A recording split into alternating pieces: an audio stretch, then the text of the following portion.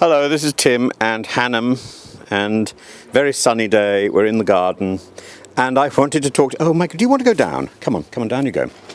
I wanted to talk to you about an important issue, slavery. Think of the word slavery.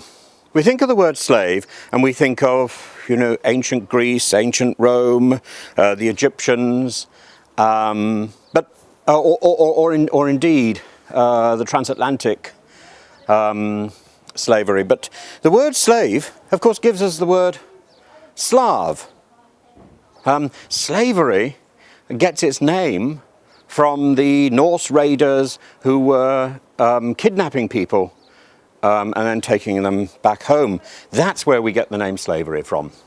Now, when we're looking at history, we have to recognize that history is written by white, European men. We wrote it. And even when we've got people like William Wilberforce, who successfully stopped slavery, well, he helped. He helped, certainly. But at about the time when William Wilberforce was campaigning against slavery, we've got a much more interesting story, which is almost never taught in schools, about the Haitian Revolution of 1791.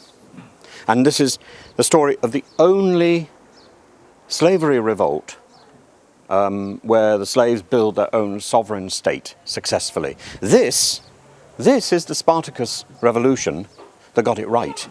And I don't understand why Hollywood has never filmed this story. You could imagine, I am Toussaint Louverture.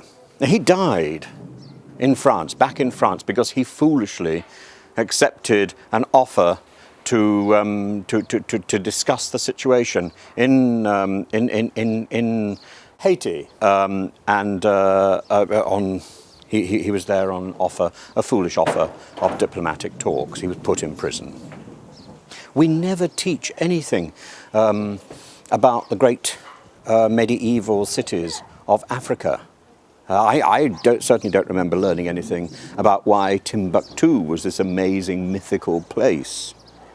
And it's relevant at the moment, because it was mythical partly because of King Abu Bakr, who went on a pilgrimage to Mecca and on the way gave away so much gold that the price of gold wobbled across Europe.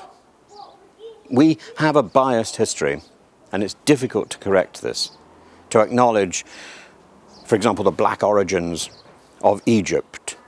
There's more pyramids in the Sudan, I think it's 223 or something, than there are in Egypt itself.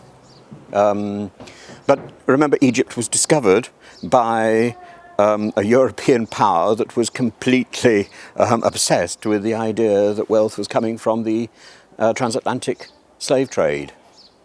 We don't acknowledge the role of women, particularly in revolutions, in the Haitian Revolution and very much in the Greek Revolution. But in trying to correct the history that we teach, we need to be very, very careful that we don't trade one prejudice for another. There are lessons to be learnt from all parts of history, and even those that have not been written down. But we have to be very careful how we then project those lessons, how we use those lessons. So, this is Tim, doing a sort of bit of revision.